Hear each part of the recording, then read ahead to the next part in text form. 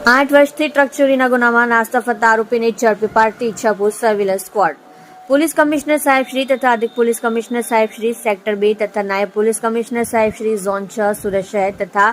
મદદનીશ police commissioner સાહેબ શ્રી જે ડિવિઝન નાઓની સૂચના આધારે પોલીસ ઇન્સ્પેક્ટર એસી ગોહિલ તથા પોલીસ સબ ઇન્સ્પેક્ટર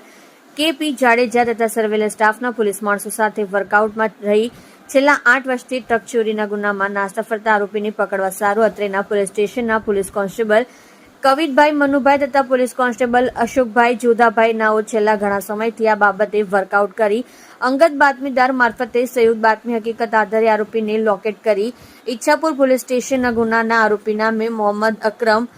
અકબાલુદ્દીન ખાન ઉંમર વર્ષ 40 ધંધો ડ્રાઈવર રહેઠાણ ક્રિતિકા ટ્રાન્સપોર્ટની ઓફિસમાં દિયા કોમ્પ્લેક્સ ગુડલાવ ચોકડી હાઈવે નંબર 8 વલસાડ શહેર મૂળ રહેઠાણ હૈશી જયચંદ થાના મંધાતા જિલ્લો પ્રતાપગઢ યુપી નાઓને લોકેશન આધારે સુરત ખાતેથી પકડી પાડી પ્રશંસનીય કામગીરી કરેલ છે।